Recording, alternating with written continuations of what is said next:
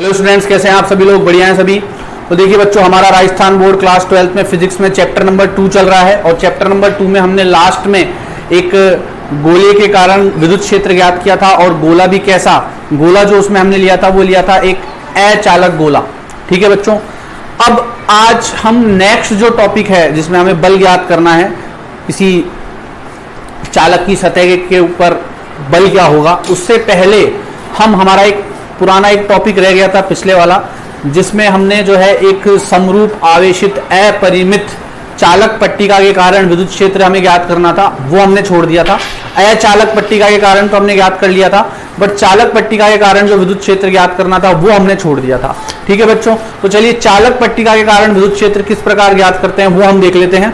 तो देखो बच्चों, सबसे पहले मैं क्या करूंगा, एक घनाभाकार चालक पट्टिका यहां बनाऊंगा, घनाभ आकार की चालक पट्टिका बनाऊंगा मैं यहाँ पे कुछ इस तरीके से।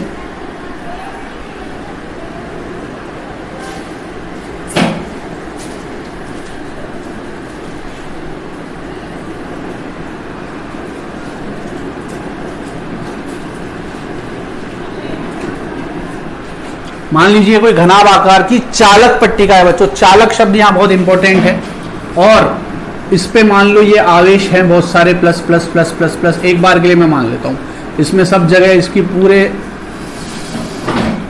आयतन में मान लीजिए कि बहुत सारे पूरे आयतन में धन आवेश फैले हुए हैं। अब मैंने आपको ये जो टॉपिक छुड़वाया था उसका मेन कारण यही था कि मैं पहले आपको चालक अचालक में अंतर स्पष्ट करना चाह रहा था, किसकी सहायता से? गोले की सहायता से। किसकी सहायता से? गोले की सहायता से। तो उसमें मैंने आपको स्पष्ट कर दिया था कि चालक में क्या होता है, अगर ये चालक है गोला, तो अगर इसमें आवेश होंगे भी धन आवेश, तो क्योंकि ये चालक है तो ये आवेशों का मुक्त प्रवाह जो है वो होने देगा, और आवेशों के मुक्त प्रवाह की वजह से क्या होगा, इनके बीच में जो आपस में प्रति आकर्षण बल लगेगा उसकी वजह से सारे के सारे जो धनावेश हैं या सभी अगर ऋण आवेश भी लोगे आप तो भी वो प्रति आकर्षण ही करेंगे, क्योंकि समान आवेश तो हमेशा क्या करते हैं, एक दूसरे को प्रति आकर्षित करते हैं। तो ऋण आवेश या धन आवेश कुछ भी लोगे वो सब कहां जाना चाहेंगे, एक दूसरे से बहुत दूर दूर जाना चाहेंगे, पर ज्यादा से ज्यादा वो कितनी दूर जा सकते हैं, उसकी सतह तक जा सकते हैं। तो ऐसा ही कुछ यहां होगा, ऐसा ही हम कुछ यहां मानेंगे कि इसमें चारों तरफ मान लिया आवेश फैला होगा, बट लास्ट में वो जाके कहां एकत्रित मान लेंगे, हम मान लेंगे कि वो जाके कहां इकट्ठे हो गए हैं, सब सतह पे इकट्ठे हो गए हैं। इसकी कहां इकट्ठे हो गए हैं? सतह पे, क्योंकि यहां पे भी हम कैसा जो है पट्टिका ले रहे हैं, कैसी पट्टिका ले रहे हैं, चालक पट्टिका ले रहे हैं हम। तो चालक पट्टिका है और सारे धनावेश हैं, तो आवेशों में एक दूसरे के साथ प्रति आकर्षण होगा, और प्रति आकर्षण की वजह से ये सब एक दूसरे से दूर जाना चाहेंगे, और ये चालक है तो इनमें मुक्त प्रवाह भी जो है संभव है आवेशों का, तो इस वजह से ये सब कहां चल जाएंगे, सतह पे। लास्ट में ज्यादा से ज्यादा कहां पहुंच सकते हैं, सतह पे पहुंच सकते हैं। समझ में आ गई बात बच्चों? ठीक है, अब इसके कारण हमें विद्युत क्षेत्र ज्ञात करना है, इसके कारण हमें क्या ज्ञात करना है, एक विद्युत क्षेत्र ज्ञात करना है। ठीक है, तो इसके कारण हम विद्युत क्षेत्र ज्ञात करने के लिए क्या करेंगे, इसके कारण अगर हमें विद्युत क्षेत्र ज्ञात करना है तो इससे r दूरी पर स्थित एक बिंदु हमने ले लिया, ये इस चालक पट्टिका से r दूरी पर स्थित है। ठीक है बच्चों, ये यहां से कितनी दूरी पर स्थित है, r दूरी पर। r दूरी पर इधर है तो r दूरी पर ही इधर होगी, क्योंकि हम सममित आकृति लेते हैं, तो r दूरी पर ही इधर है। अब हमें क्या करना है, हमें गाउस के नियम की मदद लेनी है। तो गाउस के नियम की मदद के लिए हम क्या करेंगे, इसमें एक गाउसियन पृष्ठ बना देंगे। क्या बना देंगे? एक गाउसियन पृष्ठ। गाउसियन पृष्ठ क्या बनाएंगे यहाँ पे, बेलन। अब बच्चों ये एक क्वेश्चन ऐसा होता है जो आपके मन में आ सकता है कि सर ये जो गाउसियन पृष्ठ हम लेते हैं, कहीं हम जो है गोले के साथ गोला ले लेते हैं, अगर पट्टिका है तो हम बेलन ले रहे हैं, तो आपके सिलेबस में ये दो ही हैं, लेने को हम घन घनाभ कुछ भी ले सकते हैं, बट आपके सिलेबस में ये दो ही है। तो ये अगर आपके दिमाग में क्वेश्चन आता है कि ये गाउसियन पृष्ठ का निर्धारण कैसे किया जाता है कि ये बेलन ही बनाना है, तो ये एक ऐसी चीज है जो थोड़े हाई लेवल पे आ जाती है।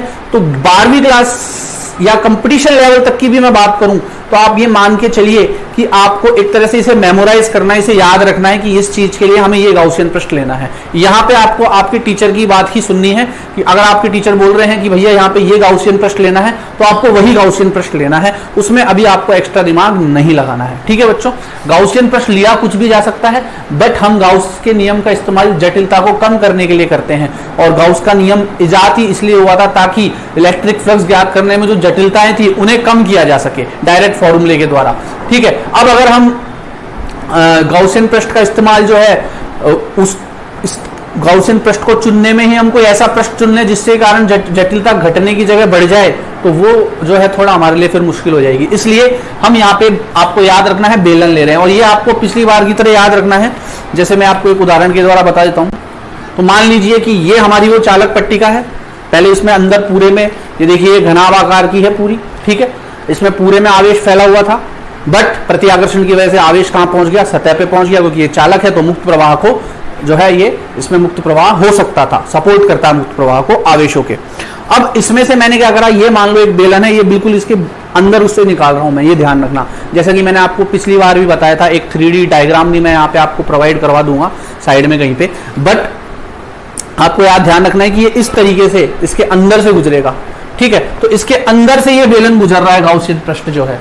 ठीक है बच्चों, अब देखो जो अंदर से ये जो गुजर रहा है तो ये इसको क्रॉस नहीं कर रहा है, ये इसको क्रॉस नहीं कर रहा है, ये क्रॉस नहीं करेगा, बाहर तक नहीं निकलेगा, बस ये जैसे मान लीजिए इतना आएगा, बस इतनी लेंथ तक इसके अंदर घुसा हुआ है, इसको आर पार नहीं निकल रहा है, इसके अंदर तो घुस गया लेकिन फिर उसको पार नहीं कर पाया, वो अंदर तक ही है बस इसके। ठीक है बच्चों, तो मैं क्या देख पा रहा हूं कि ये जो बेलन है ये इस गाउसियन पृष्ठ की ये जो मोटाई है इसके अंदर तो है, बट इसको आर पार नहीं करके गया है, बस इसके अंदर तक ही हमने लिया है इसे। ठीक है, आर दूरी तक। अब बच्चों हम क्या करेंगे, यहाँ पे वही जो हम अब तक करते आए हैं वो सारी चीजें करेंगे। ठीक है, सबसे पहले तो हम देख रहे हैं कि इस बेलन में कितने पृष्ठ हैं बच्चों, 3 पृष्ठ हैं, S1 S2 और ये एक S3 पृष्ठ, या मैं बोल देता हूं ये घुमा हुआ पृष्ठ, ये S3 पृष्ठ। ठीक है, जैसे इस बेलन की मैं बात करूं, इस बेलन की बात करूं तो एक ये पहला पृष्ठ, ये दूसरा पृष्ठ, और एक जो घुमा हुआ पृष्ठ है वो हमारा क्या हो गया, तीसरा पृष्ठ हो गया बच्चों। ठीक है, अब इसमें हम क्या करेंगे, गाउस के नियम की मदद से विद्युत क्षेत्र ज्ञात कर लेंगे r दूरी पर स्थित किसी बिंदु पर। ठीक है, तो सबसे पहले हम वही जो हमारा फॉर्मूला लगाते हैं वो लगाएंगे। तो अगर आप चाहें तो यहाँ पे आप लिख सकते हैं, इंट्रोडक्शन मेरे पास जगह है तो मैं लिख देता हूँ कि चित्र बनाने के बाद आपको लिखना क्या है। चित्र एकदम क्लियर आपको बुक में भी मिल जाएगा, तो चित्र बनाने के बाद आपको लिखना क्या है उसमें वो मैं आपको बता देता हूँ। ठीक है, तो आप लिखिए, माना कोई चालक माना किसी चालक पट्टिका के पृष्ठ पर धन आवेश समान रूप से फैला हुआ है।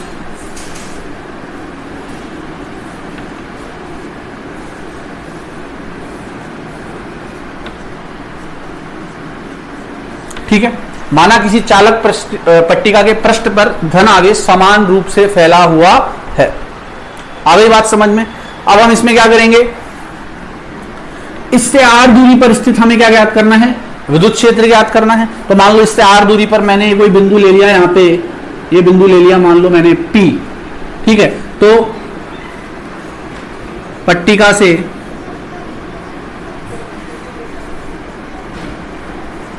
r दूरी पर स्थित,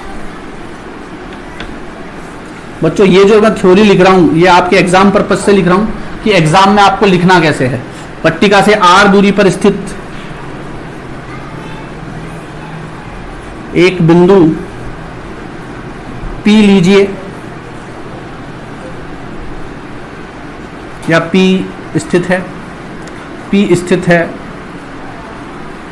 तथा P पर विद्युत क्षेत्र की तीव्रता ज्ञात करनी है आपको। तो तीव्रता मैं ई मान लेता हूं, ई है, और आपको ये ई ही याद करना है। इस पट्टिका के कारण बिंदु P पर विद्युत क्षेत्र याद करना है आपको। ठीक है बच्चों, अब मैं क्या करूंगा, तीनों ही पृष्ठों पे देखिए, क्योंकि ये धन आवेशित है तो आपको पता है विद्युत क्षेत्र तो कहां होगा, इसमें इस दिशा में होगा, बाहर की ओर। विद्युत क्षेत्र जो होगा वो तो इस दिशा में होगा, बाहर की ओर होगा, क्योंकि यहाँ प्लस है। तो आपको पता है जो विद्युत क्षेत्र की दिशा होती है वो धनावेश में तो आवेश से दूर होती है या सतह से दूर की होती है, और नेगेटिव वाले में इसकी ओर होती है। ठीक है बच्चों, तो प्लस धन आवेशित ले रहे हैं हम सभी केसेस में, तो हम जानते हैं इलेक्ट्रिक फील्ड तो इस दिशा में होगा, विद्युत क्षेत्र तो इस दिशा में होगा। ठीक है, और अब हम बात कर लेते हैं तीनों ही पृष्ठों पे क्षेत्रफल की। तो हमें, आपको पता है हम छोटे छोटे क्षेत्रफल लेते हैं। यहां हम एक क्षेत्रफल लेंगे ds। अब देखो जब यहां से ये निकलेगा तो इस क्षेत्र का क्षेत्रफल, आपको पता है क्षेत्रफल सदिश जो होता है वह सतह पे लंबवत होता है। जिस भी सतह का क्षेत्रफल हम ज्ञात कर रहे हैं या जिस भी सतह के क्षेत्रफल की बात कर रहे हैं, उस सतह पर क्षेत्रफल सदिश हमेशा क्या लेते हैं, लंबवत लेते हैं। तो ये वाला जो क्षेत्रफल सदिश होगा उसकी दिशा वही होगी जो विद्युत क्षेत्र की थी। समझ में आ गई बात। ये वाला जो क्षेत्रफल सदिश होगा, इसकी बात मैं करूंगा अभी, उसमें भी क्या होगा, इसके तो लंबवत ही होगा। ठीक है, इसके तो लंबवत ही होगा। और ये जो घुमा हुआ क्षेत्र है इसका क्षेत्रफल सदिश क्या होगा, यूं होगा, मतलब विद्युत क्षेत्र के लंबवत। अगर ये विद्युत क्षेत्र है, अगर मान लीजिए ये विद्युत क्षेत्र है आपका, ये वाला विद्युत क्षेत्र है, तो क्षेत्रफल सदिश लंबवत होगा। समझ में आ गई बात। तो अगर ये विद्युत क्षेत्र है तो क्षेत्रफल सदिश लंबवत होगा घूमे हुए में। ठीक है, बाकी इसमें विद्युत क्षेत्र की दिशा में, इसमें भी विद्युत क्षेत्र की दिशा में आएगा, क्योंकि उस तरफ जो है प्लस की वजह से विद्युत क्षेत्र उस दिशा में होगा। ठीक है, चलिए, तो मैं क्या करता हूं,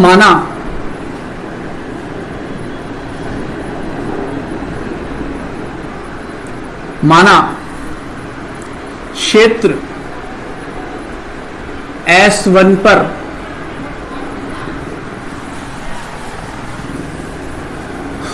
अति लघु क्षेत्र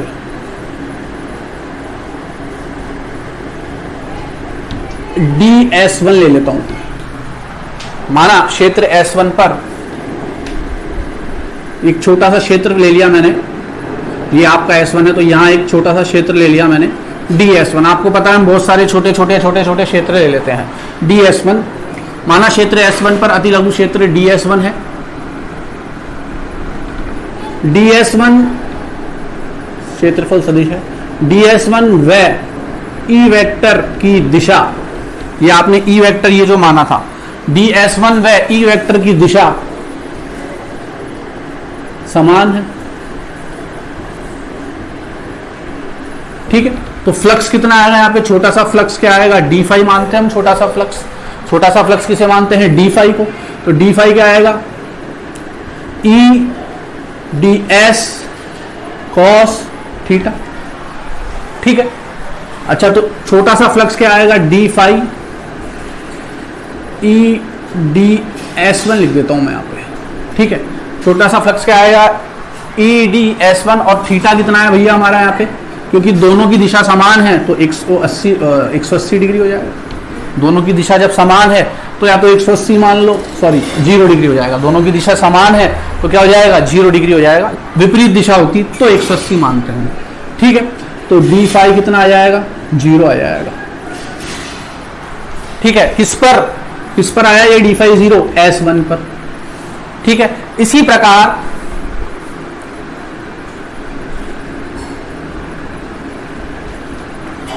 सॉरी बच्चों, यहां पे मैंने गलती कर दी। cos 0 का मान आएगा तो यहाँ पे EDS1 आएगा। cos 0 का मान आएगा तो यहाँ पे क्या आएगा, EDS1। ठीक है, क्योंकि cos 0 का मान क्या होता है, 1। अब देखिए बच्चों, ये जो हिस्सा है यहां भी विद्युत क्षेत्र और क्षेत्रफल सदिश की दिशा क्या होगी, समान होगी।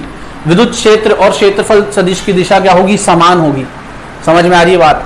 यहां भी विद्युत क्षेत्र और क्षेत्रफल सदिश की दिशा क्या होगी, समान। बट क्योंकि यह हिस्सा किसमें घुसा हुआ है, यह हिस्सा चालक वाले हिस्से में घुसा हुआ है। और मैंने आपको क्या बताया था कि कोई भी चालक हो उसमें जितने भी आवेश होते हैं वो सब कहाँ आ जाते हैं, सतह पर। और गाउस के नियम से अगर हम इसमें निकालते हैं गाउसियन पृष्ठ बना के, तो हमने क्या ज्ञात किया था कि कैसा भी चालक हो, चालक जो होता है, एक नोट डाल के लिख लेना आप, एक नोट डाल के लिख लेना कि चालक जो होता है ना, चालक, चालक के भीतर विद्युत क्षेत्र शून्य होगा। ये मैंने आपको पहले भी बताया था और हमने याद भी किया था कि जितने भी चालक हैं उसमें विद्युत क्षेत्र क्या होगा, शून्य होगा। ठीक है, तो इसमें भी ये क्योंकि चालक है, क्यों होगा ये मैं बता चुका हूं आपको, हमने गोले का उदाहरण लिया था। फिर जब हमने अंदर की ओर ज्ञात, बाहर की ओर ज्ञात किया था, एक बार अंदर की ओर ज्ञात किया था। तो जब हमने अंदर की ओर ज्ञात किया था तो हमने एक गाउसियन पृष्ठ बनाया था। अब गाउसियन पृष्ठ बनाया था, फिर इसके अंदर विद्युत फ्लक्स ज्ञात करने की कोशिश की थी। और विद्युत फ्लक्स यहाँ पे हम ज्ञात कर रहे थे तो हमने गाउस का नियम लगाया Q बटे एप्सिलॉन नॉट, बट Q तो यहाँ पे क्या है, 0, क्योंकि अंदर तो कोई आवेश है ही नहीं। जितना भी आवेश था वो बाहर आ गया, क्योंकि ये चालक था, प्रतिआकर्षण की वजह से सारे आवेश सतह पे आ गए, तो अंदर तो कोई आवेश बचा ही नहीं। और जब अंदर आवेश ही नहीं बचा तो विद्युत क्षेत्र क्या हो जाएगा, शून्य हो जाएगा। ऐसे ही यहाँ भी विद्युत क्षेत्र क्या हो जाएगा बच्चों, शून्य हो जाएगा। इस वाले हिस्से पर फ्लक्स भी क्या हो जाएगा, शून्य। इस हिस्से पर फ्लक्स क्या हो जाएगा, शून्य। तो विद्युत क्षेत्र भी क्या हो जाएगा, शून्य। तो यहां पे मैं लिखूंगा कि क्षेत्र S2 चालक के भीतर है, अतः S2 पर विद्युत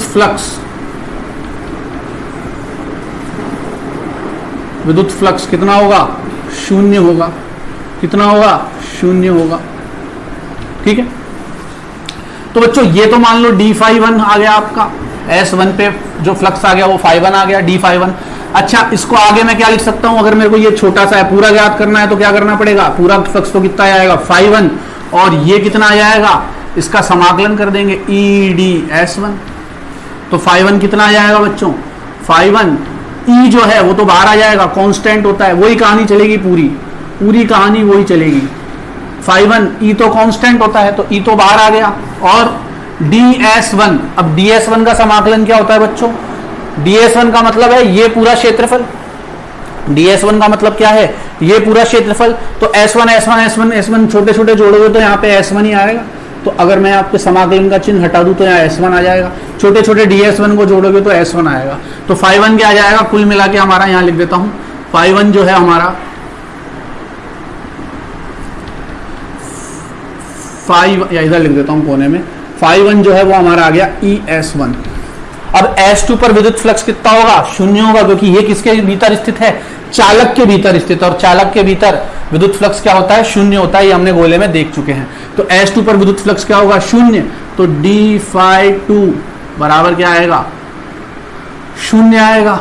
तो ∅2 भी कितना आ जाएगा, शून्य आ जाएगा। मतलब S2 पर जो विद्युत फ्लक्स होगा वो शून्य होगा। चलिए S3 की बात कर लेते हैं। तो क्षेत्र S3 पर अति लघु क्षेत्र कौन सा लेंगे, ds3। यहां पे एक छोटा सा क्षेत्रफल मैं मान लेता हूं, ds3 जो कि ऊपर जा रहा है। और विद्युत क्षेत्र की दिशा के क्या है, विद्युत क्षेत्र की दिशा अगर ये है तो इसके क्या है, लंबवत है, मतलब इससे कितने डिग्री का कोण बना रहा है, 90 डिग्री का।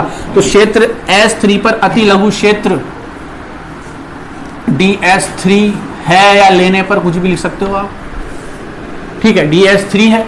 ठीक है, तो अपन लिखेंगे ds3 व E वेक्टर परस्पर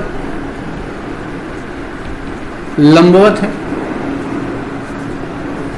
ये दोनों क्या है, लंबवत।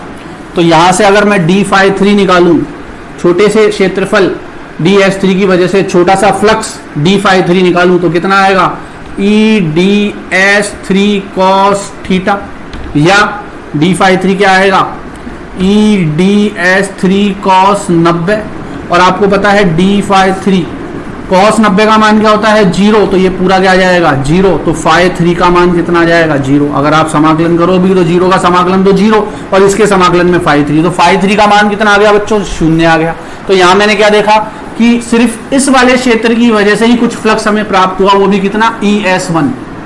ठीक है, इस वाले क्षेत्रफल की वजह से ही हमें कुछ फ्लक्स प्राप्त हुआ ES1।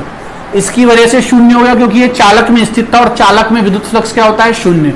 इसकी वजह से 0 प्राप्त हुआ क्योंकि ये विद्युत क्षेत्र के साथ कितने डिग्री का कोण बना रहा है 90 डिग्री का, तो cos 90 का मान 0 हो गया। ठीक है बच्चों, ये सब कहानी हम इससे पहले वाले में देख चुके हैं। अगर आपने मेरा पुराना वाला लेक्चर देखा है तो आपको समझ में आ जाएगा, सारी चीज हम वहां देख चुके हैं। ठीक है, चलिए तो यहां तक हो गया। अब हम याद कर लेते हैं कि कुल फ्लक्स कैसे याद किया जाएगा। ठीक है, कुल फ्लक्स हम कैसे याद करेंगे। तो कुल फ्लक्स याद करने के लिए हम क्या करेंगे, यहां पे तीनों को जोड़ देंगे, तो अपन लिखेंगे कुल फ्लक्स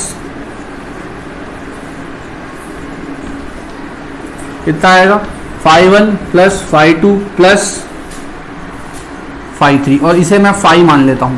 कुल फ्लक्स को मैं क्या मान लेता हूं φ। कुल फ्लक्स को क्या मान लिया बच्चों मैंने यहाँ पे φ मान लिया है। तो यहां से अगर मैं कुल फ्लक्स की बात करूं तो देखो बच्चों φ का मान कितना आएगा, φ1 का मान कितना आया था, φ1 का मान आया था ES1 प्लस φ2 का मान 0, φ3 का मान भी 0, तो टोटल मिला के कुल फ्लक्स यहां कितना आ गया ES। ठीक है, S1 हटा रहा हूं मैं यहाँ पे क्योंकि ये जो जितना क्षेत्र होगा ये भी उतना ही होगा, तो इसको और इसको मैंने S मान लेता हूं। ठीक है, ये भी S और ये भी S, हालांकि ये 0 हो चुका है बट क्षेत्रफल तो दोनों समान थे, बट इसमें फ्लक्स जो है वो 0 हो चुका है, फ्लक्स 0 हो चुका है, क्षेत्रफल तो दोनों के समान है ना, तो इसको मैंने S लिख दिया है, तो φ बराबर कितना आ गया ES आ गया। ठीक है बच्चों, एक बार आप यहां तक नोट कर लीजिए, फिर आगे देखते हैं। तो बच्चों आपने इसे पॉज करके नोट कर लिया होगा। चलिए बच्चों अब आगे हम देखते हैं, तो मैं इसे यहीं लिख देता हूं, इसको यहां से मैं इरेज कर रहा हूं। तो ये तो बच्चों हमने जो ज्ञात किया ये तो क्या था, यह था साधारण फॉर्मूले से फ्लक्स, लेकिन बात किसकी हो रही है गाउस के नियम से। तो अब बारी आती है गाउस के नियम की, तो हम लिखेंगे गाउस के नियम द्वारा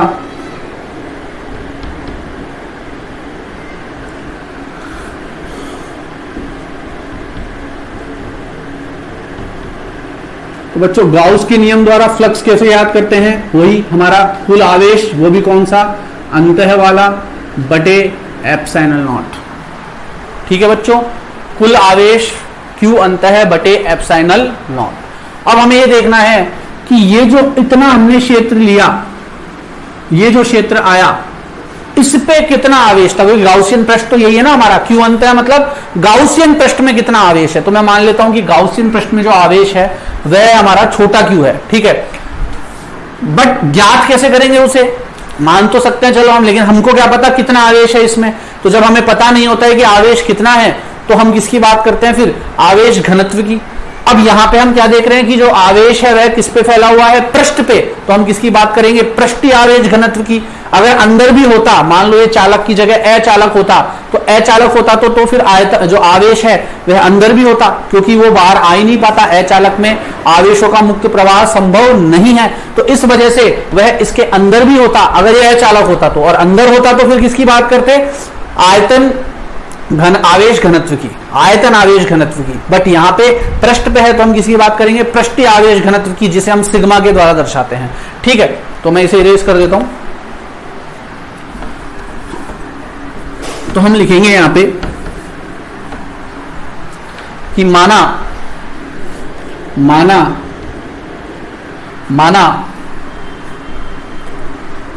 गाउसियन पृष्ठ पर, माना गाउसियन पृष्ठ पर पृष्ठीय, माना गाउसियन पृष्ठ पर पृष्ठीय आवेश घनत्व कितना है, सिग्मा। ठीक है, सिग्मा है, और आपको पता है पृष्ठीय आवेश घनत्व क्या होता है, सिग्मा बराबर क्या होता है, आवेश प्रति मीटर स्क्वायर क्षेत्रफल। ठीक है, तो मान लो यहाँ पे कुल आवेश जो है वो तो कितना है हमारा, यहाँ पे वो है हमारा मान लो Q। ठीक है, और क्षेत्रफल कितना मान लूंगा मैं यहाँ पे S, क्योंकि मैं S पे ही तो याद कर रहा हूं, ये जितना होगा उतना ही तो ये होगा, ठीक है, तो एस ये माना था, एस भी, ये भी एस था, ये भी एस था, तो एस पे तो याद कर रहा हूं मैं, तो सिग्मा कितना आ जाएगा यहां से क्यू बटे एस, तो क्यू कितना आ जाएगा यहाँ पे सिग्मा एस आ जाएगा। ठीक है, क्यू कितना आ जाएगा सिग्मा एस, तो फाई कितना आ जाएगा, क्यू की जगह आप लिख दोगे सिग्मा एस बटे एप्सिलॉन नॉट।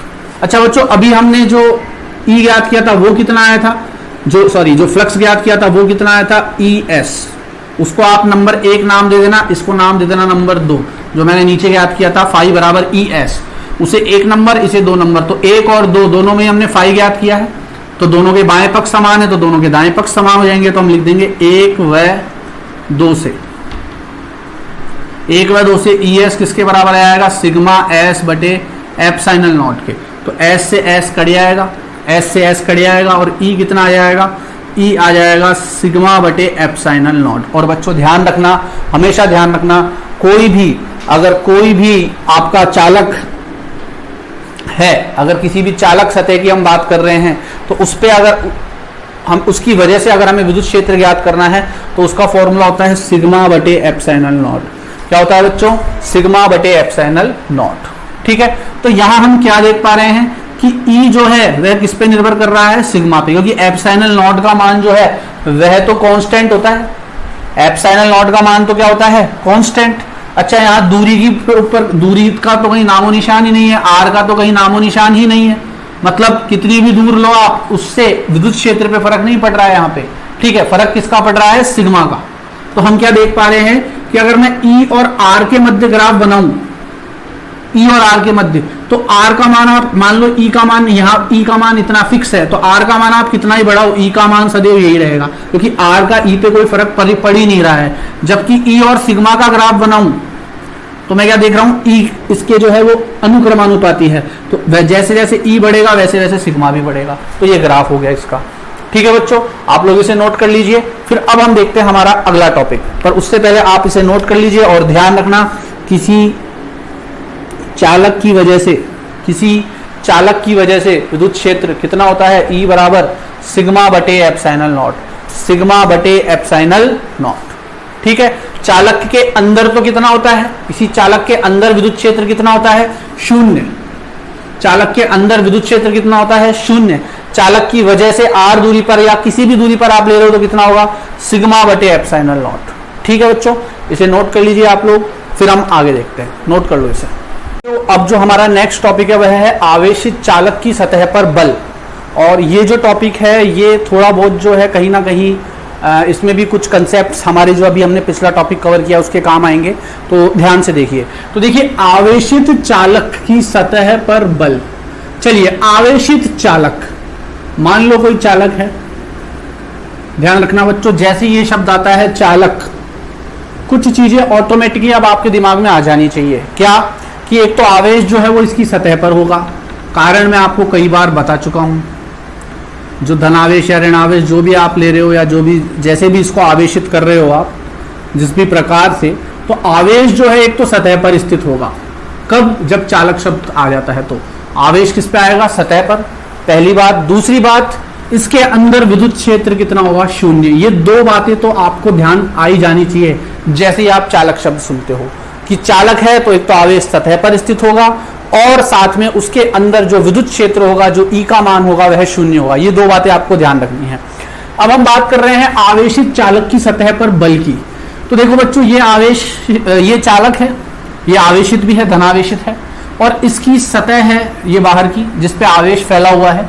आवेश सतह पर क्यों आ गया, आवेश अंदर था परंतु प्रति आकर्षण की बल की वजह से यह जितनी दूर जा सकता था उतनी दूर इसने जाने की कोशिश की और लास्ट में सतह पर आ गया।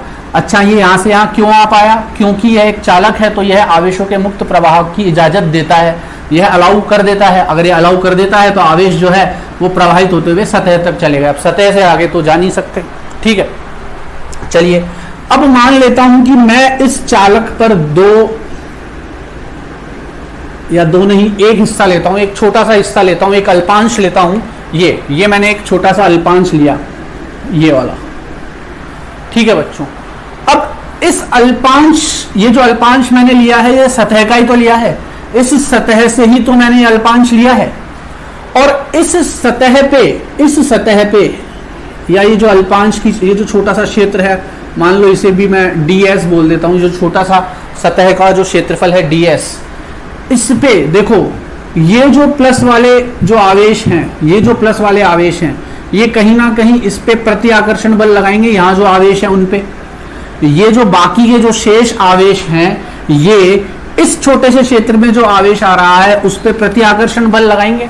तो मतलब कहीं ना कहीं ये जो छोटा सा क्षेत्र है, सतह पे स्थित ये छोटा सा क्षेत्र क्या महसूस करेगा? बल महसूस करेगा। ठीक है, ये छोटा सा क्षेत्र बल महसूस करेगा। ठीक है, और बल के साथ साथ ये एक और चीज प्रेशर भी महसूस करेगा, दाब भी महसूस करेगा, क्योंकि आपको पता है दाब का फॉर्मूला होता है F/A। ठीक है, बल प्रति मीटर स्क्वायर क्षेत्रफल। ठीक है, तो जहां बल है वहां दाब भी महसूस होगा।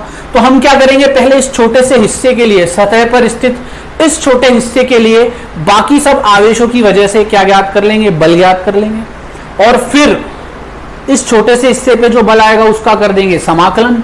तो समाकलन कर देंगे तो पूरे क्षेत्र पे कितना बल होगा वो आ जाएगा, वो हम ज्ञात कर लेंगे। तो सबसे पहले इस पे ज्ञात करते हैं, इस पे कैसे करेंगे। तो मान लो ये जो मैंने छोटा सा क्षेत्र लिया है, ये जो मैंने छोटा सा क्षेत्र लिया है, इसे मैं नाम दे देता हूं AB। ये AB एक छोटा सा क्षेत्र लिया है मैंने, और जो एक तो ये हो गया छोटा सा, और जो शेष क्षेत्र बचा, जो शेष जो क्षेत्र बचा वो बचा ACB। ये तो शेष क्षेत्र बचा, और ये एक छोटा सा क्षेत्र बचा। ठीक है बच्चों, अब मैंने क्या किया, इस क्षेत्र के या इस चालक के बाहर एक बिंदु लिया P1, और एक बिंदु अंदर लिया P2। दो बिंदु लिए मैंने, एक P1 लिया और एक P2 लिया, एक बाहर की ओर और एक अंदर की ओर। ठीक है बच्चों, अब ध्यान से देखिए, सबसे पहले जो हमारा AB है, जो हमारा AB चालक है, जो हमारा AB चालक है उस पे, उसकी वजह से AB की वजह से P1 पर कुछ ना कुछ विद्युत क्षेत्र तो होगा, क्योंकि जितना भी आवेश AB में आ रहा है उसके कारण विद्युत क्षेत्र तो उत्पन्न होगा ही। तो AB की वजह से P1 पर कुछ विद्युत क्षेत्र होगा, AB की वजह से P2 पर भी कुछ विद्युत क्षेत्र होगा। इसी प्रकार ACB की वजह से P1 पर भी कुछ क्षेत्रफल होगा, और ACB की वजह से P2 पर भी कुछ विद्युत क्षेत्र होगा। ACB जो बड़ा वाला है उसकी वजह से भी P1 पर कुछ विद्युत क्षेत्र होगा, और ACB के कारण P2 पर भी कुछ विद्युत क्षेत्र होगा। इसी प्रकार इस छोटे से AB की वजह से P1 पर भी कुछ विद्युत क्षेत्र होगा, और P2 पर भी कुछ विद्युत क्षेत्र होगा। तो विद्युत क्षेत्र कितना होगा वो हम ज्ञात करेंगे। ठीक है बच्चों, तो मान लो कि AB की वजह से जो विद्युत क्षेत्र है P1 पर, ठीक है, अच्छा इसका थोड़ा इंट्रोडक्शन मैं लिख देता हूं कि आपको ये तो चित्र बनाना है, और चित्र में और भी कई चीजें बनेगी, या पहले मैं चित्र पूरा समझा देता हूं। मान लो AB की वजह से, अब देखो ये धन आवेशित है, तो विद्युत क्षेत्र की जो दिशा होती है, वह कहां होती है? बाहर की ओर। विद्युत क्षेत्र की दिशा कहां होती है? प्लस से बाहर की ओर, या तो इस तरफ होगी या इस तरफ होगी। बट हम कौन से बिंदु पे ज्ञात कर रहे हैं? P1 पे, AB की वजह से तो इस तरफ ही होगी। तो AB की वजह से मान लो जो विद्युत क्षेत्र है P1 पर वो है E1। इसी प्रकार जो हमारा ACB है, इस पे भी तो धनावेश हैं, इसकी वजह से भी बिंदु P1 पर कुछ विद्युत क्षेत्र होगा। तो ACB की वजह से बिंदु P1 पर जो विद्युत क्षेत्र होगा वो भी इसी दिशा में होगा, इस बिंदु पे याद कर रहे हैं तो इसी दिशा में होगा। ठीक है, तो ये कितना होगा? बोले इसको अपन मान लेते हैं E2। इसको क्या मान लेंगे अपन? E2। इसी प्रकार बच्चों ये जो हमारा बड़ा वाला ACB क्षेत्र है, या छोटे वाले की बात कर लेता हूं पहले, ये जो हमारा AB जो क्षेत्र है, AB क्षेत्र, इसकी वजह से P2 पर कितना विद्युत क्षेत्र होगा? कुछ। इसकी वजह से P2 पर भी कुछ विद्युत क्षेत्र होगा। ठीक है, ACB की वजह से, अब ध्यान से देखना बच्चों इस चीज को, ACB की वजह से P2 पर विद्युत क्षेत्र ज्ञात करना है मुझे। ACB की वजह से P2 पर विद्युत क्षेत्र ज्ञात करना है। तो बच्चों एक बात आप मुझे बताइए कि अगर मुझे ACB की वजह से P2 पर विद्युत क्षेत्र ज्ञात करना है तो P2 तो कहां स्थित है, चालक के अंदर स्थित है। P2 कहां स्थित है, चालक के। और विद्युत क्षेत्र की दिशा क्या होगी, विद्युत क्षेत्र की दिशा जो होगी इस AB की वजह से P2 पर, वो ये होगी, क्योंकि प्लस आवेश ये है, हम ज्ञात किससे कर रहे हैं, P2 पे। आपको पता है कि धनावेश में जो विद्युत क्षेत्र की दिशा होती है वो कहां होती है, धनावेश से दूर की ओर, और कहां ज्ञात कर रहे हैं, P2 पे, तो इस और ही तो होगी। ये E1 हो गया, किसकी वजह से, AB की वजह से। AB की वजह से इधर भी मैंने E1 लिया था, इधर भी मैं E1 ही ले रहा हूं। समझ में आ गई बात बच्चों, आपको बात आ गई समझ में। और जो ACB है, ACB जो है, इसकी वजह से विद्युत क्षेत्र कितना होगा P2 पे। तो देखो ACB तो ये है, तो यहां तो धनावेश से दूर होगा, तो इस पे P2 पे ACB की वजह से विद्युत क्षेत्र इस तरफ होगा, E2। समझ में आ गई बात। तो मैंने क्या देखा, P1 पर चाहे छोटा वाला AB ले लो या बड़ा वाला ACB ले लो, दोनों की वजह से विद्युत क्षेत्र E1 और E2 एक ही दिशा में थे।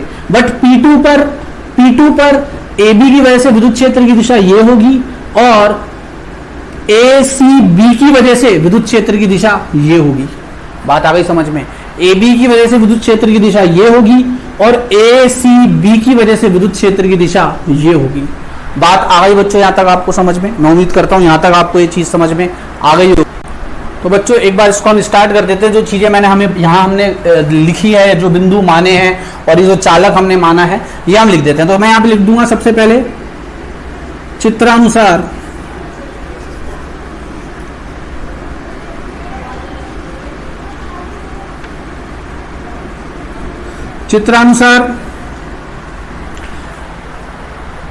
दर्शाए गए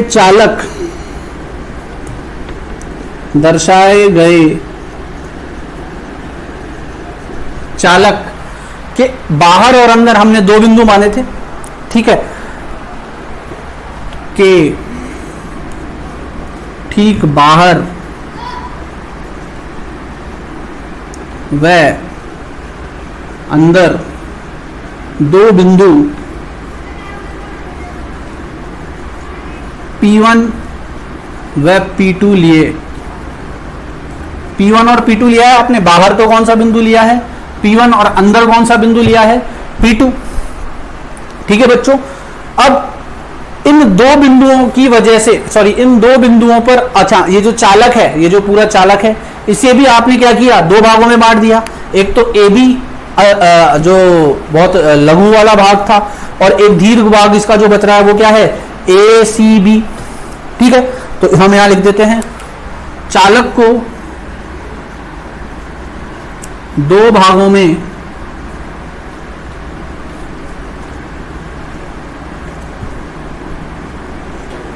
विभक्त किया या बांटा। फर्स्ट कौन सा भाग था बच्चों, AB, और सेकंड ACB। ठीक है, तो सबसे पहले हमने चालक लिया, चित्रानुसार हमने एक चालक दर्शाया, चालक के ठीक बाहर एक बिंदु लिया P1, अंदर लिया P2, और चालक को दो भागों में बांट दिया, AB और ACB। तो बस यही चीजें कुछ होती है इंट्रोडक्शन की, जो आपको वहां बुक में लिखनी होती है बच्चों। ठीक है, जो आपने समझा बस उसको आपको अपनी भाषा में बुक में लिखना होता है, कि वहां आप किस प्रकार से अपनी जो आपको जो समझ में आ रहा है उसको दर्शा पा रहे हो। ठीक है बच्चों, अब हम लिखेंगे माना। अब आपने क्या माना कि AB के कारण बिंदु P1 पर विद्युत क्षेत्र है E1, व ACB के कारण P1 पर विद्युत क्षेत्र है E2। ठीक है, तो मैं लिखूंगा माना भाग AB व ACB के कारण बिंदु P1 पर विद्युत क्षेत्र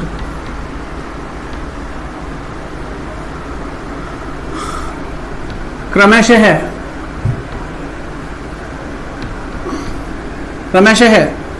E1 व E2 है, E1 व E2 है, तथा E1 व E2 की दिशा समान है। ये इसमें एक मेन चीज है बच्चों कि E1 और E2 जो दो विद्युत क्षेत्र आपने E1 और E2 जो विद्युत क्षेत्र लिए हैं P1 पर, ठीक है, ये किस किस की वजह से है? AB और AC की वजह से। और मेन चीज क्या है कि दोनों की दिशा यहां क्या होगी? समान, क्योंकि P1 पर इसकी वजह से विद्युत क्षेत्र बाहर की ओर और इसकी वजह से भी विद्युत क्षेत्र बाहर की ओर, क्योंकि दोनों ही धनावेशित है और धनावेश की वजह से विद्युत क्षेत्र किस ओर होता है, या विद्युत क्षेत्र की दिशा कहां होती है? बाहर की ओर होती है बच्चों, ठीक है। तो अगर मैं बात करूं कि बिंदु P1 पर विद्युत क्षेत्र कितना होगा?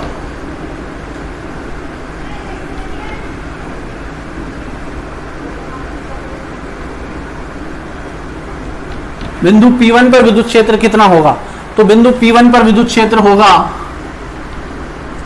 E1 प्लस E2, या आप ऐसे कर सकते हैं कि बिंदु P1 पर जो विद्युत क्षेत्र है उसे आप मान सकते हैं EP1 कि P1 पर विद्युत क्षेत्र कितना होगा? E1 plus E2। क्यों? क्योंकि दोनों का योग क्या, दोनों को जोड़ेंगे हम, दोनों की दिशा क्या है? समान, इसलिए दोनों जुड़ेंगे, ठीक है बच्चों। फिर हम लिखेंगे कि बिंदु P2 पर, क्योंकि ऐसे लिखेंगे हम, क्योंकि बिंदु P2 चालक के अंदर स्थित है, तो कई बार बता चुका हूं मैं, अगर कोई बिंदु चालक के अंदर स्थित है तो उस बिंदु पर विद्युत क्षेत्र क्या होगा बच्चों? शून्य होगा। क्यों होगा? उसका भी कारण मैं पिछले वीडियोस में कई बार बता चुका हूं आपको, ठीक है। तो बिंदु P2 चालक के अंदर स्थित है, अतः EP2 यानी कि P2 पर विद्युत क्षेत्र कितना होगा? 0। अतः EP2 कितना होगा? 0। और EP2 का मान क्या होगा बच्चों? EP2 का मान होगा, देखो P2 पे विद्युत क्षेत्र क्या था? एक इस तरफ और एक इस तरफ, एक इस तरफ और एक उस तरफ, तो मैं कह सकता हूं E1 माइनस E2। अच्छा बच्चों, अगर मैं इस E1 और इस E1 की बात करूं तो इनका परिमाण तो समान होगा, क्योंकि ये दोनों ही किसकी वजह से थे? AB की वजह से, एक बाहर की और एक अंदर की ओर, तो इनका परिमाण तो समान होगा परंतु दिशा विपरीत है, ठीक है बच्चों। इसी प्रकार E2 ये जो E2 है, तो ये जो E2 है, EP2 बराबर E1 माइनस E2 होगा। क्यों होगा बच्चों? क्योंकि यहां मैं क्या देख पा रहा हूं कि E1 की दिशा ये है और E2 की दिशा ये है, तो P2 पर जो विद्युत क्षेत्र है, वैसे तो कुल विद्युत क्षेत्र 0 होगा, और E1 E2 के हिसाब से बात करूं अगर सदिश की, तो जो E1 होगा वो तो इधर होगा और E2 जो होगा वो उधर है, तो E1 माइनस E2 कर देंगे हम विद्युत क्षेत्र की दिशा, क्योंकि इन दोनों की जो दिशा है वो विपरीत है, तो मैंने घटा दिया। अच्छा, वैसे EP2 कितना है? 0, तो मैं कह सकता हूं कि E1 माइनस E2 भी कितना हो जाएगा? 0। तो देखिए बच्चों, अब मैं एक बात और कह सकता हूं कि अभी हमने देखा था, अभी हमने देख के आए हैं कि अभी हमने क्या देखा था कि किसी चालक के बाहर, अभी पिछले वाले डेरिवेशन में, किसी चालक के बाहर, अंदर तो विद्युत क्षेत्र शून्य होता है, बाहर जो विद्युत क्षेत्र होता है EP1 कितना होगा यहाँ पे? तो हम फॉर्मूले से निकाल के आए थे, सिग्मा बटे एप्सिलॉन नॉट निकाल के आए थे बच्चों। हम क्या निकाल के आए थे? सिग्मा बटे एप्सिलॉन नॉट। तो EP1 कितना आएगा? सिग्मा बटे एप्सिलॉन नॉट। अगर EP1 सिग्मा बटे एप्सिलॉन नॉट है तो इसे मैं नाम दे रहा हूं नंबर 1, इसे नाम दे रहा हूं नंबर 2, इसे मैं नाम देता हूं नंबर 3, इसे मैं नाम देता हूं नंबर 3, और 1, 2 व 3 से 1, 2 व 3 से मैं क्या करूंगा? 3 से EP1 का मान तो यहां रख दूंगा, तो EP1 की जगह तो क्या आ जाएगा? सिग्मा बटे एप्सिलॉन नॉट। किस में रखा मैंने? 1 में। और E1 की जगह मैं क्या लिख सकता हूं बच्चों? E2। E1 की जगह क्या लिख सकता हूं? E2, क्योंकि E1 और E2 बराबर है, तो ये हो जाएगा E2 प्लस E2, तो ये हो जाएगा बच्चों सिग्मा बटे एप्सिलॉन नॉट बराबर 2E2। तो E2 का मान कितना आएगा यहां से, E2 का मान आएगा बच्चों सिग्मा बटे 2 एप्सिलॉन नॉट। E2 का मान कितना आएगा बच्चों, सिग्मा बटे 2 एप्सिलॉन नॉट। ठीक है बच्चों, अगर E2 का मान सिग्मा बटे 2 एप्सिलॉन नॉट है तो देखो बच्चों मैं क्या कह सकता हूं, मैं कह सकता हूं कि ये जो ACB वाला भाग है, जो ये ACB वाला भाग है, इसकी वजह से जो AB है उस पर जो विद्युत क्षेत्र की तीव्रता है वह कितनी है, सिग्मा बटे 2 एप्सिलॉन नॉट। कितनी है, सिग्मा बटे 2 एप्सिलॉन नॉट है बच्चों। फिर से बोल रहा हूं, जो ACB है उसकी वजह से जो छोटा सा अल्पांश है AB, उस पे विद्युत क्षेत्र की तीव्रता E2 कितनी है, सिग्मा बटे 2 एप्सिलॉन नॉट होगी बच्चों। समझ में आ गई बात आपको, बात आ गई आपको समझ में?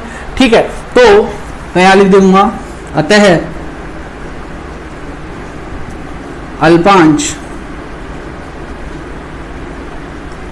AB पर ACB के कारण E बराबर सिग्मा बटे 2 एप्सिलॉन नॉट, यानी विद्युत क्षेत्र की तीव्रता कितनी आ गई, सिग्मा बटे 2 एप्सिलॉन नॉट। तो ये तो हमने बच्चों इसकी वजह से इस पे विद्युत क्षेत्र ज्ञात कर लिया। ठीक है, अब हम ज्ञात करेंगे इनकी वजह से इस पे बल कितना लगेगा, क्योंकि मेन तो हमारा बल है, बट क्योंकि एक बार विद्युत क्षेत्र आ गया तो अब हम बल निकाल सकते हैं, क्योंकि हमारे पास एक बल का फॉर्मूला हम पढ़ के आए थे, F बराबर QE।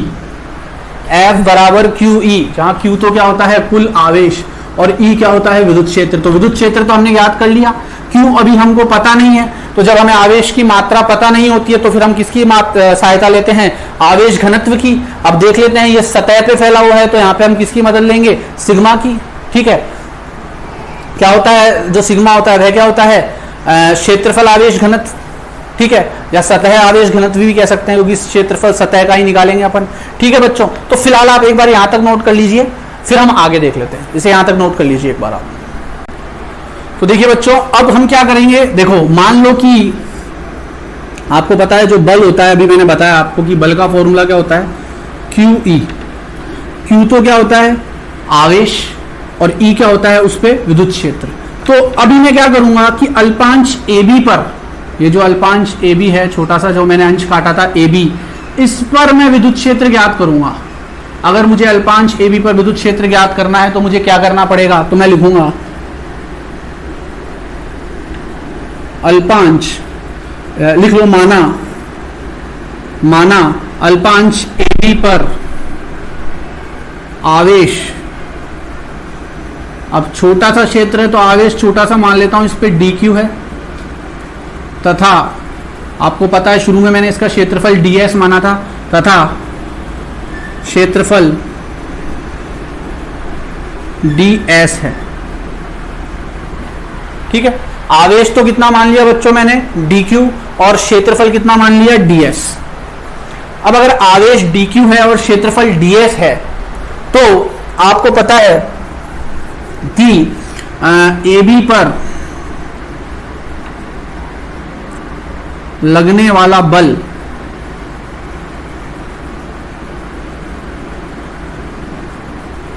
छोटा सा बल लगेगा इस पे DF, छोटा सा बल लगेगा DF, छोटे से क्षेत्र पे छोटा सा बल लगेगा DF। कितना होगा, फॉर्मूला क्या होता है, F बराबर QE। तो F बराबर QE मतलब DQ, क्योंकि इस पे जो Q है वो कितना है, DQ और E। ठीक है बच्चों, DQ और E आप कह सकते हो, क्योंकि मैंने यहाँ पे E माना था इसे, वैसे यहाँ पे E2 था बट मैंने यहाँ से E मान लिया था। आप चाहो तो E2 लिख सकते हो, तो यहाँ E2 लिख देना फिर, और अगर E मान रहे हो तो यहाँ E लिख देना। ठीक है, क्योंकि ये AB पर ही तो जो है विद्युत क्षेत्र था, तो AB पर विद्युत क्षेत्र मैंने E2 माना है तो E2 लिख दो यहाँ पे, और इसके ऊपर आवेश कितना माना है AB पर, DQ। ठीक है, चलिए, तो DF कितना आ गया, DQ E2। ठीक है बच्चों, अब इसमें मैं क्या देख पा रहा हूं कि यहां पे आप लिख देना, क्योंकि F बराबर कितना होता है, QE, ताकि आपको ध्यान रहे कि ये हमने क्यों लिखा था। ठीक है, तो मैं इसको और क्या लिख सकता हूं कि भाई DF बराबर DQ इंटू E2 का मान कितना था, सिग्मा बटे 2 एप्सिलॉन नॉट। सिग्मा बटे 2 एप्सिलॉन नॉट। और बच्चों डी क्यू कितना होगा, ये जो छोटा सा आवेश है ये कितना होगा, तो मैंने अभी बताया था यहाँ आवेश की मात्रा निकालनी है तो हमें किसका इस्तेमाल करना पड़ेगा, क्योंकि हमें नहीं पता है यहाँ आवेश कितना है। तो जब हमें आवेश पता नहीं होता है कितना है तो हम किसका इस्तेमाल करते हैं, आवेश घनत्व का। और यहाँ पे हम कौन से आवेश घनत्व का मान ज्ञात करेंगे, सिग्मा का। तो आप लिख लेना माना चालक की सतह पर, माना चालक की सतह पर क्षेत्रफल आवेश घनत्व या क्षेत्र आवेश घनत्व या सतह आवेश घनत्व कुछ भी कह सकते हो, मैं क्षेत्रफल लिख देता हूं। क्षेत्रफल आवेश घनत्व या सतह आवेश घनत्व कितना, सिग्मा मान लिया मैंने। ठीक है बच्चों, अगर मैंने इसको सिग्मा मान लिया है, मैं उम्मीद करता हूं ये लाइन आप देख पा रहे होंगे, इसे थोड़ा नीचा कर देता हूं मैं। ठीक है, तो माना चालक की सतह पर क्षेत्रफल आवेश घनत्व कितना है, सिग्मा। और आपको पता है सिग्मा क्या होता है, सिग्मा होता है आवेश प्रति इकाई क्षेत्रफल, आवेश प्रति इकाई क्षेत्रफल या दिए गए क्षेत्रफल में कितना आवेश है। ठीक है, तो यहां से अगर मैं बात करूं यहाँ पे, तो देखो यहाँ पे क्षेत्रफल कितना माना है मैंने इसका, ds। तो मैं क्या देख पा रहा हूं कि ds क्षेत्रफल में dq आवेश है, तो यहाँ क्षेत्रफल आवेश घनत्व कितना आएगा कि dq आवेश है कितने क्षेत्रफल में, ds क्षेत्रफल में। तो dq का मान कितना आ जाएगा यहां से बच्चों, dq का मान आ जाएगा सिग्मा ds। ds जो है इधर जाके गुणा हो जाएगा किससे, सिग्मा से। ठीक है बच्चों, तो dq का क्षेत्रफल, dq का मान कितना आ जाएगा, dq का मान आ जाएगा सिग्मा ds। अगर dq का मान बच्चों सिग्मा ds आएगा तो आप मुझे ये बताइए कि इस dq के मान को मैं यहां रख सकता हूं, बिल्कुल रख सकता हूं। तो इसे आप कहां तक नाम दे चुके थे, इसे नाम दे देना नंबर 4 और इसे नाम दे देना नंबर 5, और 5 से dq का मान किस में रख दो, 4 में। तो मैं लिखूंगा यहां पे 4 व 5 से क्या आ जाएगा, df फोर्स कितना आ जाएगा, बल कितना आ जाएगा इस पे, 4 व 5 से। dq की जगह मैं लिख दूंगा सिग्मा ds। तो यहां देखो सिग्मा ds आएगा, तो सिग्मा से गुणा होगा, कितना होगा, सिग्मा स्क्वायर। सिग्मा जब सिग्मा से गुणा होगा तो कितना आ जाएगा, सिग्मा स्क्वायर। और सिग्मा से गुणा होकर सिग्मा स्क्वायर बना देगा, और साथ में क्या आ जाएगा, ds। तो यहाँ पे df कितना आ जाएगा, सिग्मा स्क्वायर df बटे 2 एप्सिलॉन नॉट। ठीक है बच्चों, सिग्मा स्क्वायर ds बटे 2 एप्सिलॉन नॉट। इसे अगर साधारण भाषा में लिखे तो ये होता है 1 बटे 2 epsilon not sigma square df, ये भी कह सकते हो आप। ठीक है बच्चों, तो ये तो बच्चों क्या आ गया, ये आ गया यहाँ पे हमारे पास, ये आ गया छोटे से क्षेत्र में छोटा सा बल। हमें तो पूरे चालक पे ज्ञात करना था, आवेशित चालक की पूरी सतह पे ज्ञात करना था, ये तो छोटी सी सतह पर निकाला है, तो पूरे पे ज्ञात करना है। तो हम इसे क्या कर दे, क्या कह सकते हैं, हम इसे यहाँ पे क्या लिख सकते हैं, हम यहाँ पे लिख सकते हैं। अच्छा बच्चों, एक चीज मैं आपको बता दूं, यहाँ पे एक चीज मैं आपको बता देता हूं कि आप जो है इसको और क्या लिख सकते हैं या और किस तरीके से लिख सकते हैं, वो मैं आपको बता देता हूं। तो देखो आपको पता है, अब देखिए बच्चों, अगर आपको इस एक्सप्रेशन को या इस फॉर्मूले को ई के रूप में लिखना है तो कैसे लिखेंगे हम, वो देख लेते हैं। तो देखो बच्चों, ई बराबर कितना था, सिग्मा बटे एप्सिलॉन नॉट। किसी चालक के बाहर किसी बिंदु पर ई कितना होता है, सिग्मा बटे एप्सिलॉन नॉट होता है, अंदर 0 बाहर सिग्मा बटे एप्सिलॉन नॉट। अभी पिछले वाले डेरिवेशन में हमने निकाला था। यहां से अगर मैं सिग्मा का मान निकालता हूं तो कितना आता है, ई एप्सिलॉन नॉट। तो मैं क्या कर सकता हूं, यहां सिग्मा की जगह ई एप्सिलॉन नॉट लिख सकता हूं। तो डीएफ का मान कितना आएगा, सिग्मा का स्क्वायर मतलब ई का स्क्वायर और एप्सिलॉन नॉट का भी स्क्वायर, डीएफ बटे 2 एप्सिलॉन नॉट। एप्सिलॉन नॉट इसको काट देगा तो डीएफ का मान कितना आ जाएगा, E square DF, sorry E square, ये डी एस है बच्चों, एफ नहीं है, ये मैंने गलत लिख दिया यहाँ पे, डी एस था ये, सिग्मा डी एस। ठीक है, तो E square D S C E square epsilon naught और यहाँ पे आ जाएगा ये डी एस। तो ये ds आ जाएगा बटे 2। ये ds था, यहां से जो मान लिखा था मैंने, तो ये ds है तो यहाँ भी ds है, तो मैंने यहाँ पे क्या करा, E की जगह मैंने सिग्मा बटे एप्सिलॉन नॉट रख दिया। तो यहाँ पे सिग्मा की जगह मैंने क्या लिख दिया, E एप्सिलॉन नॉट। तो ये कट कटा के लास्ट में हमें ये परिणाम प्राप्त हो गया। ये हमारा छोटा सा बल किसके रूप में, E के रूप में है। ये सिग्मा के रूप में है, ये E के रूप में है। ठीक है बच्चों, बट ये तो हमारे छोटे से क्षेत्र AB का आया है, छोटी सी सतह पर आया है, हमें तो पूरे के लिए निकालना था, आवेशित चालक की पूरी सतह पर निकालना है। तो संपूर्ण पृष्ठ पर अगर आपको निकालना है तो क्या करना पड़ेगा, समाकलन करना पड़ेगा दोनों ओर। तो अगर हम समाकलन करते हैं दोनों ओर तो देखिए बच्चों फिर क्या होगा, देखिए तो मैं यहां लिखूंगा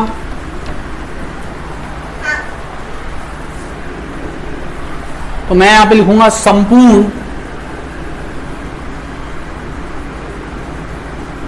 पृष्ठ पर क्षेत्रफल कैसे निकलेगा, दोनों तरफ इंटीग्रेशन कर दो,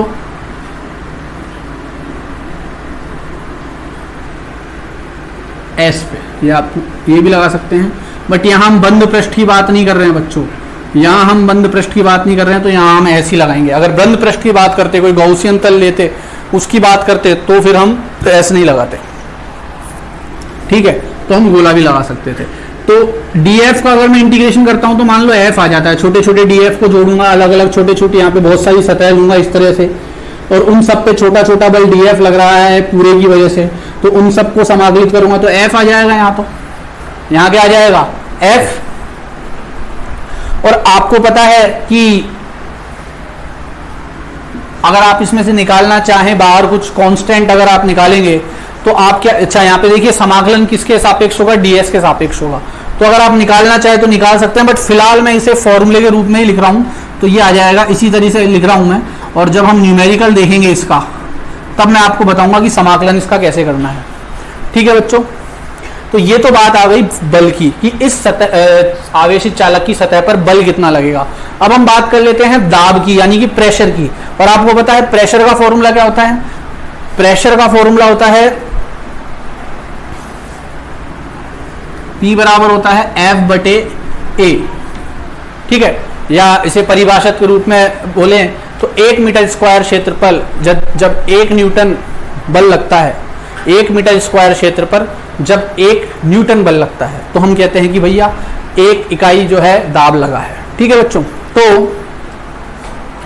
अगर दाब की बात करूं तो इस AB पर, या एकांक पृष्ठ की बात करूं, AB पर लिख देता हूं, AB पर लगने वाला दाब